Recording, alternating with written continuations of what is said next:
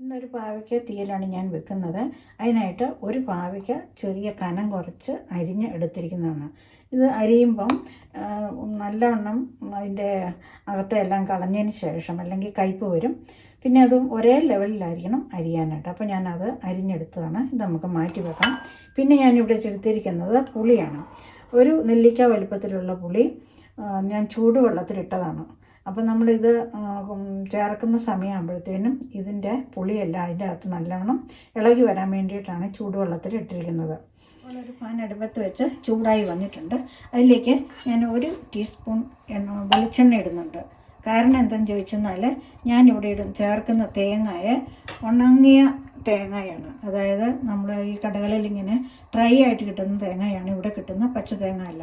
അപ്പോൾ ഈ തേങ്ങ നമ്മൾ വറുത്തെടുക്കുമ്പോൾ കരിഞ്ഞു പോകാൻ സാധ്യതയുണ്ട്. അതുകൊണ്ടാണ് ഞാൻ എണ്ണ ഇത് ചേർക്കുന്നത്. നമ്മുടെ നാട്ടിലെ തേങ്ങയാണെങ്കിൽ ഇത് ഒട്ടും നമ്മൾ എണ്ണ ചേർക്കേണ്ട കാര്യമില്ല. പിന്നെ ഒരു സ്വല്പം പച്ച വെളിച്ചെണ്ണ ഇതുപോലെ ചേർക്കുന്നത് നല്ലതാണ്. വെളിച്ചെണ്ണയാണ് ഇതിന് ഏറ്റവും മെയിൻ. പിന്നെ നമുക്ക് അതിലേക്ക് തേങ്ങ ഇട്ട് കൊടുക്കാം.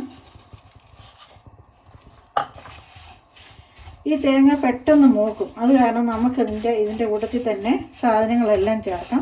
അപ്പോൾ ഇതിൻ്റെ അതോടെ ഞാൻ 1.5 ടേബിൾ സ്പൂൺ മുഴുത്ത മല്ലിയാണ് എടുത്തിരിക്കുന്നത്. നമ്മൾ എപ്പോഴും ഇത് വറുത്തരയ്ക്കുന്നതിന് മുഴുത്ത മല്ലിയാണ് ചേർക്കുന്നത്. അതുപോലെ തന്നെ 3-4 വത്തലമുളകും ചേർക്കുന്നുണ്ട്. ഇത് എരിവുള്ള മുളകാണ്. അപ്പം എൻ്റെ കയ്യിൽ എരിവില്ലാത്ത മുളകില്ലാത്തതുകൊണ്ട് ഞാൻ ലാസ്റ്റ് സ്വല്പം മുളക് പൊടിയും കൂടെ ചേർക്കുന്നുണ്ട്. ഇനി ഇതിലേക്ക് ഒരു പിഞ്ച് ഉലുവയും കൂടെ ചേർക്കുന്നുണ്ട്.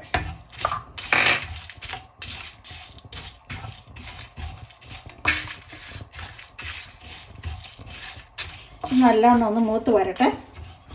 ഇതിപ്പോൾ മൂപ്പായി ഏകദേശം വരാറായിട്ടുണ്ട്. ഇനി കുറച്ച് കരിവേപ്പിലയും കൂടെ ഇട്ട് കൊടുക്കാം. നേരത്തെ നമ്മൾ കരിവേപ്പില കൂടെ ഇട്ട് കൊടുത്താൽ ചിലപ്പോൾ അത് കരിഞ്ഞു പോകാൻ സാധ്യതയുണ്ട്. അതുകൊണ്ടാണ് നമ്മൾ ഏകദേശം ഒന്ന് പകുതിയായിട്ടാണ് ഇട്ട് കൊടുക്കുന്നത്.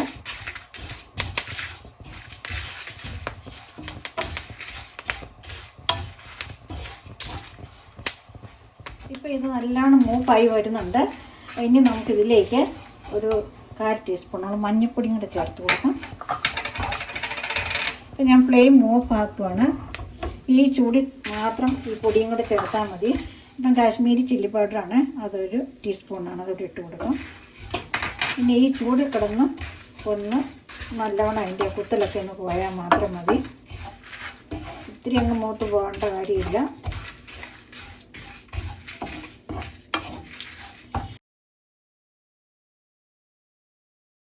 നമുക്ക് പാവയ്ക്ക ഒന്ന് വഴറ്റിയെടുക്കണം. അതിന് വേണ്ടിയിട്ട് ഞാൻ വെളിച്ചെണ്ണയാണ് ചേർത്തിരിക്കുന്നത്. ഇത് ഈ എണ്ണയാണ് ചേർക്കുന്നത്. അത് ഉരുകി വന്നിട്ടുണ്ട്. നമുക്ക് അതിലേക്ക് ആദ്യമേ പാവയ്ക്ക ഇട്ട് കൊടുക്കാം.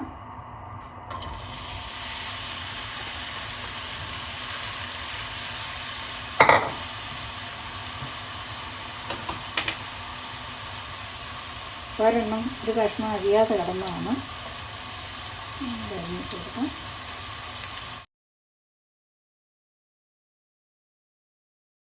അപ്പോൾ ഇത് ഒരുവിധം വാടിയിട്ടുണ്ട്. ഇതിലേക്ക് ഒരു സവാളയും 2 പച്ചമുളകും കൂടെ കീറി ഇട്ട് കൊടുക്കാം.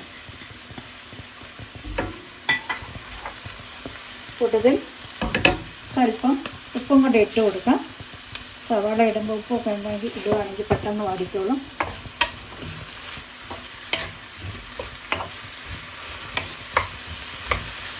സവാളയേക്കാളും നല്ലത് ഉള്ളിയാണ്. ഉള്ളി ഞങ്ങൾക്കിവിടെ എങ്ങനെ കിട്ടാൻ സാധ്യമല്ല, അതുകൊണ്ടാണ് ഇത് ചേർക്കുന്നത്. ഈ സവാളയൊക്കെ കുറച്ച് വാടിയിട്ടുണ്ട്. ഇനി ഇതിലേക്ക് നമ്മൾ പുളിവെള്ളമാണ് ഒഴിക്കുന്നത്. ഈ പുളിവെള്ളത്തിൽ കിടന്ന് വേണം ഒന്നുകൂടെ വേകാൻ. ഇത് ഞാൻ വളംപുളി നമ്മൾ ചൂടുവെള്ളത്തിലിട്ടിരുന്നതാണ്. ഇത് ഞാൻ അരിച്ചെടുത്തതാണ്.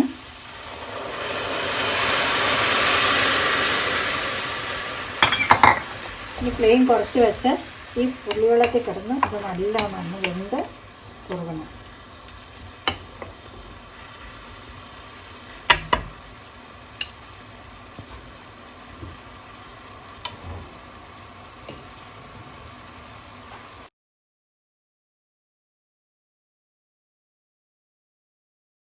ഇപ്പോൾ ഇത് നല്ലവണ്ണം വെന്തിട്ടുണ്ട്. നമുക്കിത് മാറ്റി വെക്കാം. മൂട്ടിൽ മാറ്റി വെക്കാം.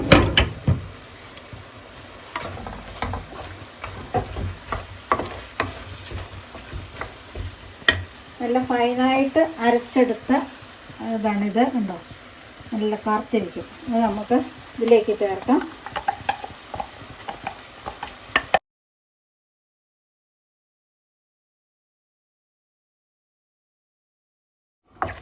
നമുക്ക് ഇച്ചിരി ചൂടുവെള്ളം ഒഴിച്ച് ഇത് കഴുകിയെടുക്കാം.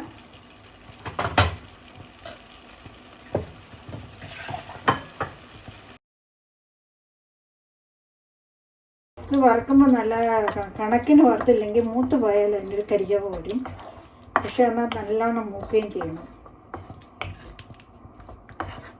ഇവിടെ ഞാനിത് പച്ചത്തീയിലായിട്ടും വെച്ചിട്ടുണ്ട്, ഇതുപോലെ വറുത്തരച്ചും വെച്ചിട്ടുണ്ട്. ഉപ്പ് നോക്കിയിട്ട് ഉപ്പ് ചേർക്കാം. ഇച്ചിരി ഉപ്പും കൂടെ ചേർക്കാം.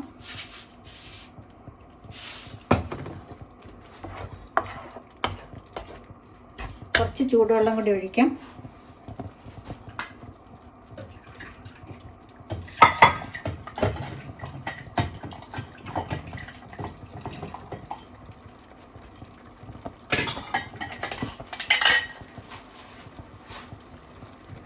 പാവയ്ക്ക തീയലായിട്ടുണ്ട്.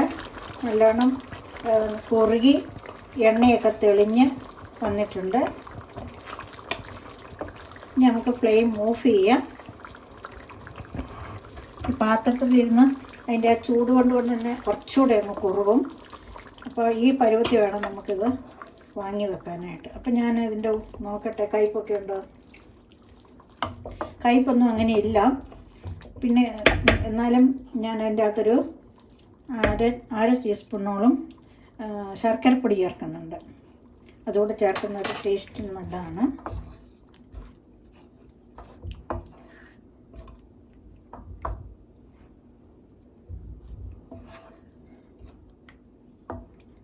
ഉപ്പ് എരിവും പുളിയൊക്കെ ചേർന്നിട്ടുണ്ട്. നമുക്കിത് മാറ്റി വെക്കാം. ഇനി ഇതിനൊരു കടുകും കൂടെ വറുത്തിടാം. കടുക് വറുക്കുന്നതിനായി ഞാൻ എണ്ണ ഒഴിച്ചിട്ടുണ്ടായിരുന്നു. എണ്ണ ചൂടായിട്ടുണ്ട്. അതിലേക്ക് കടുക് ഇട്ട് കൊടുക്കാം. ഒരു ടീസ്പൂൺ കടുകാണ് ഞാൻ ഇട്ട് കൊടുക്കുന്നത്.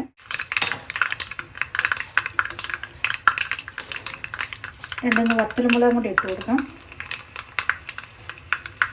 ഇതിലേക്ക് കുറച്ച് കരിവേപ്പില ഇട്ട് കൊടുക്കാം. കരിവേപ്പില ഇടുമ്പോൾ എണ്ണയെല്ലാം പൊട്ടിത്തെറിക്കാനാണ് ഞാനിങ്ങനെ മൂടൽ വെച്ചത്. നല്ലോണം മൂത്തിട്ടുണ്ട്.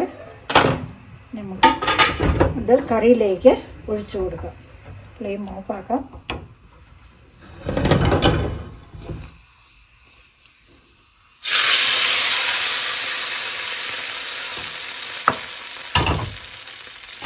ഒരു സെക്കൻഡ് ഒന്ന് മൂടി വെക്കാം. കടുക് വറുത്തതിൻ്റെ മണവും എല്ലാം പുറത്തോട്ട് പോകാതിരിക്കാനാണ് ഇങ്ങനെ മൂടി വെക്കുന്നത്. അപ്പോൾ കറിക്ക് നല്ല ടേസ്റ്റും കിട്ടും.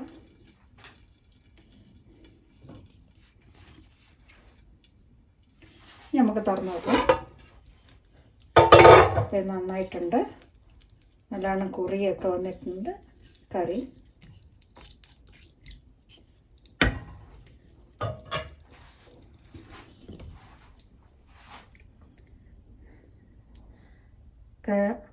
എണ്ണയെല്ലാം നല്ലവണ്ണം തെളിഞ്ഞിട്ടുണ്ട്. അപ്പം ഈ വീഡിയോ നിങ്ങൾക്ക് ഇഷ്ടമായെന്ന് കരുതുന്നു. ഈ പാവയ്ക്ക തീയൽ ഓണമൊക്കെ അല്ലേ വരുന്നത്. എല്ലാവരും ഇതുപോലെയൊക്കെ ഒന്ന് ഉണ്ടാക്കി നോക്കൂ. ഉണ്ടാക്കി നോക്കിയിട്ട് ഇഷ്ടമായെങ്കിൽ ലൈക്ക് ചെയ്യുകയും ഷെയർ ചെയ്യുകയും സബ്സ്ക്രൈബ് ചെയ്യുകയും ചെയ്യണം. ഇനി ഒരു വീഡിയോയുമായിട്ട് വീണ്ടും കാണാം. ബൈ.